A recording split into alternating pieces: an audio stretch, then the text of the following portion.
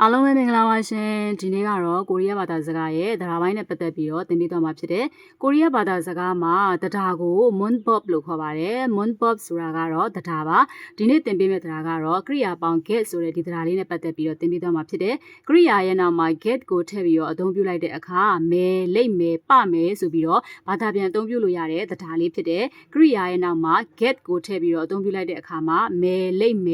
ဲပမယ်ဆိုပြီးတော့ဘာသာပြန်အသုံးပြုလို့ရတဲ့တရားဖြစ်တယ်ဒီတရားကကြတော့ဘယ်အချိန်မှာသုံးတာလဲဆိုတော့အနာဂတ်မှာအနာဂတ်မှာပြောမယ်လုံးမယ်အစီအစဉ်ရည်ရွယ်ချက်ကိုဖော်ပြတဲ့အခါမှာအသုံးပြုတယ်အနာဂတ်မှာလုံးမယ်တေချာတဲ့အစီအစဉ်တေချာတဲ့ရည်ရွယ်ချက်ကိုဖော်ပြခြင်းတဲ့အခါမှာဒီကရိယာပေါင်း get ကိုထည့်ပြီးတော့အသုံးပြုတဲ့တရားလေးဖြစ်တယ်ဟုတ်ပြီအဲ့ဆိုတော့ဒီတရားကိုကြဘယ်လိုအသုံးပြုရတာလဲဆိုတော့ကြည့်မယ်နော်ဒီမှာကရိယာပေါင်း get ကဲနောက်မှာဝါကြအဆုံးသက်ကကြတော့အမေးနဲ့ပြောမယ်ဆိုလို့ရှိရင်မှာဗမီကာစမီကာကိုအသုံးပြုလို့ရတယ်get ကကြတော့ဒီမှာအသက်ပါတာဖြစ်တဲ့အတွက်သူ့ကိုကြတော့စမီကာနဲ့တွဲပြီးတော့အသုံးပြုပေးရမှာဖြစ်တယ်ဒီမှာကြတော့ကရိယာပေါင်း get စမီကာဆိုလို့ရှိရင်ကြတော့လာ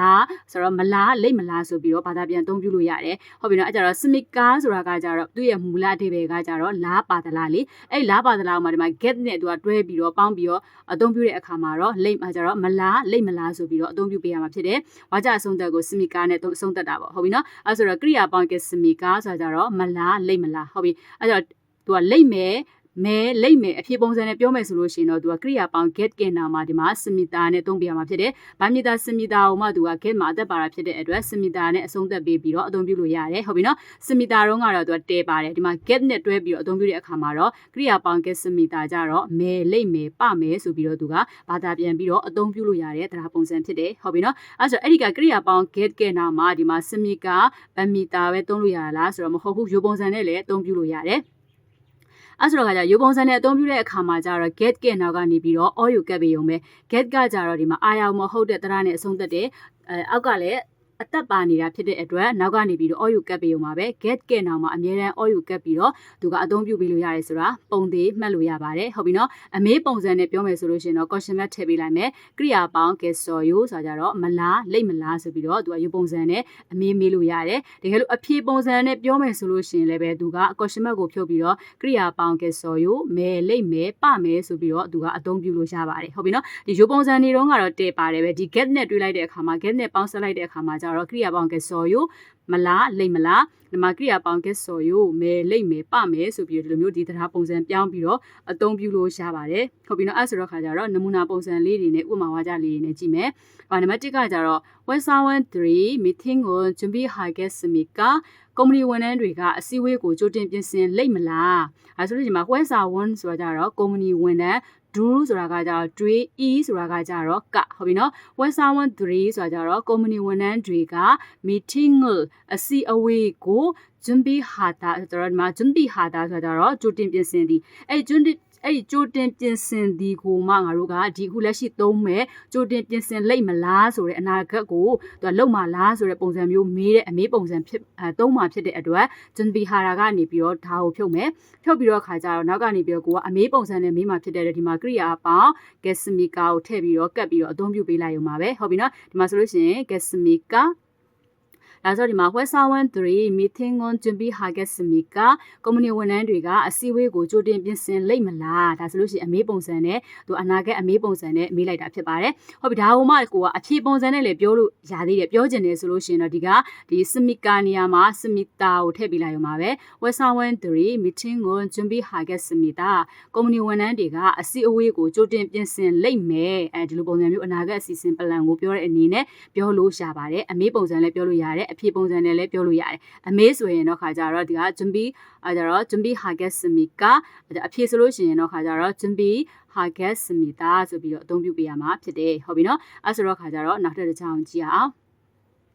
်ဒါကြောင့်ဒီမှာ사장님이 저녁 회의에 참석하겠습니다.တထေးကညနေအစည်းအဝေးကိုတက်ရောက်လိမ့်မယ်ဟုတ်ပြီနော်အဲ့ဆိုတော့ဒီမှာ사장님이တထေးက저녁ညနေ회의에ဆိုတာကြတော့အစည်းအဝေးကို참석하다ဆိုတာကြတက်ရောက်သည်အဲ့တက်ရောက်သည်ကိုမှတက်ရောက်လိမ့်မယ်ဆိုတဲ့ဒီတရားပုံစံကိုသုံးမှာဖြစ်တဲ့အတွက်ဒီ참석하다ဆိုတဲ့ကရိယာကနေပြီးတော့ဒါကိုဖြုတ်တယ်ဖြုတ်ပြီးတော့ခါကြတော့ဒီမှာအဖြေပုံစံမယ်လိမ့်မယ်ဒါကြတော့စမီတာနဲ့သုံးတဲ့ဒီပုံစံက get စမီတာကိုကတ်ပေးလိုက်ရုံပါပဲဟုတ်ပြီအဲ့ဆိုတော့ ခါကျတော့ဒီမှာ get စမီတာလေးကပ်ပေးလိုက်တယ်ဒီမှာစာချန်နေမီဂျောညောဝဲရဲ့ချမ်စောခါ get စမီတာတထေးကညနေအစည်းအဝေးကိုတက်ရောက်လိမ့်မယ်တထေးစည်းဝေးတကယ်တက်ရောက်မယ်ဆိုတဲ့အကြောင်းကိုဒါပြောတာဖြစ်ပါတယ်ဟုတ်ပြီနော်အဲ့ဆိုတော့ခါကျတော့စာချန်နေမီဂျောညောဝဲရဲ့참석하겠습니다တထေးကညနေအစည်းအဝေးကိုတက်ရောက်လိမ့်မယ်ဒီလိုမျိုးလေးအသုံးပြုလို့ရတယ်ဟုတ်ပြီဒါဆိုလို့ရှိရင်နောက်တစ်ချောင်းကြည့်မယ်저는 다음 달에 시험이 있어서 열심히 공부하겠어요. 저너가 더 나올라마 사무회가 시로 조조사사 리라밤에 다고의 나가 블란 시즌고 뼈래 되게 조사매 소리 하고 뼈래 허비너 저는 소라가자로 저너가로 다음 달에 소자로 나올라마 또 시험이 소자로 사미회가 시험 소라가자로 사미회 이하로 또 이가겟 비타라보너 시험이 소자로 사미회가 있어서 시로 열심히မီဆိုကြတော့ကြိုကြိုစားစားဂုံဘူးဟာရာဆိုကြတော့လေ့လာသည်အဲ့လေ့လာသည်ကိုမှကိုကလေ့လာမယ်လေ့လာပါမယ်လေ့လာလိမ့်မယ်လို့ပြောချင်တာဖြစ်တဲ့ဂုံဘူးဟာရာကနေပြီးတော့ဒါကိုဖြုတ်လိုက်တယ်ဖြုတ်ပြီးတော့ခါကြတော့သူကယူပုံစံနဲ့ပြောမယ်လိမ့်မယ်မယ်လိမ့်မယ်ဆိုတဲ့ယူပုံစံနဲ့ပြောမယ်အဖြေပုံစံပြောမယ်ဆိုလို့ရှိရင်တော့ဒီမှာကရိယာပေါင်း get ဆိုယူကပ်ပြီးလိုက်အောင်ပါပဲဟုတ်ပြီအဲ့ဆိုတော့ခါဒီမှာဂုံဘူးဟာ get ဆိုယူဆိုတဲ့ပုံစံမျိုးလေးဖြစ်သွားတာပေါ့ဟုတ်ပြီနော်အဲ့ဆိုတော့ခါကြဒီမှာ 저는 다음 달에 시험이 있어서 열심히 공부하겠어요ကျွန်တော်ကတော့နောက်လာမှာစာမေးပွဲကရှိလို့ကြိုးကြိုးစားစားလေ့လာပါမယ်ဒီလိုပုံစံမျိုးကိုယ့်ရဲ့အနာဂတ်ပလန်ကိုပြောတာဖြစ်တယ်ဟိုဒါဆိုလို့ရှိရင်ဒီမှာဆိုလို့ရှိရင်နောက်တစ်ချောင်းကြည့်မယ်저는 다음 주부터 운동을 하겠습니다ဟုတ်ပြီနော်အဲ့ဆိုတော့ကျွန်တော်ကတော့နောက်အပတ်ကစပြီးအားကစားကိုလုပ်ပါမယ်ဒါမှမဟုတ်လို့ရှိရင်လည်းလုပ်လိမ့်မယ်ဆိုတဲ့သူကကိုယ့်ရဲ့ဒါလည်းကိုယ့်ရဲ့ပလန်အစီအစဉ်ကိုပြောတာဟုတ်ပြီနော်အဲ့ဆိုတော့ခါဒီမှာကျွန်တော်ကတော့ daum jubuto ဆိုတာကြတော့နောက်အပတ်ကစပြီးဒီမှာ daum ဆိုတာကကြတော့နောက် ju ဆိုတာကအပတ် buto ဆိုတာကကြတော့ကစပြီးအဲ့လိုပုံစံမျိုးဘာသာပြန်တာပေါ့နော် daum jubuto ဆိုတာကြတော့နောက်အပတ်ကစပြီး 운동을 하다ဆိုတာအားကစားလုပ်သည်အဲ့ဒီအားကစားလုပ်သည်ကိုမှလုပ်ပါမယ်လုပ်လိမ့်မယ်ဆိုတဲ့ဒီအနာဂတ်ပလန်ပုံစံပြောမှဆိုလို့ရှိရင်တော့ဒီမှာဒါကိုဖြုတ်လိုက်မယ်ဖြုတ်ပြီးတော့ခါကြတော့ကိုကစမီတာနဲ့ပြောမှဆိုလို့ရှိရင်တော့စမီတာနဲ့အဖြေပုံစံဖြေတယ်ကရိယာပေါင်းဒီမှာ get စမီတာလေးကိုကပ်ပေးလိုက်အောင်ပါပဲဟုတ်ပြီနော်အဲ့ဒါဆိုတော့ခါကြတော့ဒီမှာနောက်တစ်ချောင်းเนาะဒါဆိုလို့ရှိရင်ဒီမှာသူက 하겠습니다ဆိုတာကြတော့လုပ်ပါမယ်ဆိုတဲ့ပုံစံလေးဖြစ်တာပေါ့ဟုတ်ပြီเนาะ저는 다음 주부터 운동을 하겠습니다ကျွန်တော်ကတော့နောက်အပတ်ကစပြီးအားကစားလုပ်ပါမယ်ဆိုတဲ့ဒီကိုယ့်ရဲ့အနာဂတ်ပလန်ကိုပြောတာဖြစ်ပါတယ်ဟုတ်ပြီဒါဆိုလို့ရှိရင်ဒီမှာနောက်တစ်ချောင်းကကြတော့아저씨가 내일 여행을 가겠어요အဲ့ဒါဦးလေးကမနေ့ပြန်ခရီးသွားလိမ့်မလားဒါဆိုလို့ရှိရင်ဒီမှာ아저씨가ဦးလေးက 내일မနေ့ပြန်여행을ဆိုတာကြတော့ခရီးကိုဒီမှာ여행을 가다ဆိုတာကြခရီးသွားသည်အဲ့သွားသည်ကိုသွားလိမ့်မလားလို့ဒီမှာတို့ကအမေးပုံစံနဲ့မေးမယ်ဟုတ်ပြီအဲ့ဆိုတော့ခါကျဒီမှာဒါကိုဖြုတ်လိုက်တယ်ဖြုတ်ပြီးတော့ခါကျဒီမှာ get so you ဒီမှာ question mark ပါတယ် get so you အမေးပုံစံလေးနဲ့မေးလိုက်တယ်ဟုတ်ပြီနော်အဲ့ဆိုတော့ခါကျတော့ 아저씨가 내일 여행을 가겠어요ဦးလေးကမနေ့ပြန်ခရီးသွားလိမ့်မလားဒါကအမေးပုံစံနဲ့မေးတာအဖြေပုံစံနဲ့ပြောမယ်အဖြေပုံစံနဲ့အနာဂတ်ပုံစံသွားလိမ့်မယ်ဆိုတဲ့အကြောင်းကိုပြောမယ်ဆိုလို့ရှိရင်တော့아저씨가 내일 여행을 가겠어요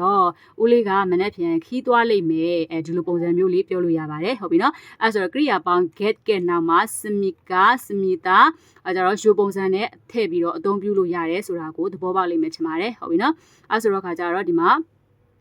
회사원들이 미팅은 준비하겠습니까?ကုမ္ပဏီဝန်ထမ်းတွေကအစည်းအဝေးကိုကြိုတင်ပြင်ဆင်လိမ့်မလား။နောက်ဒီမှာ회사원들이 미팅은 준비하겠습니다.ကုမ္ပဏီဝန်ထမ်းတွေကအစည်းအဝေးကိုကြိုတင်ပြင်ဆင်လိမ့်မယ်။နောက်ပြီးတော့ဒီမှာ사장님이 저녁 회의에 참석하겠습니다. တတိကညနေအစည်းအဝေးကိုတက်ရောက်လိမ့်မယ်။ဟုတ်ပြီနော်။နောက်ဒီမှာ저는 다음 달에 시험이 있어서 열심히 공부하겠어요. ကျွန်တော်ကတော့နောက်လာမှာစာမေးပွဲကရှိလို့ကြိုးကြိုးစားစားလေ့လာပါမယ်။နောက်ဒီမှာဆိုလို့ရှိရင်저는 다음 주부터 운동을 하겠습니다.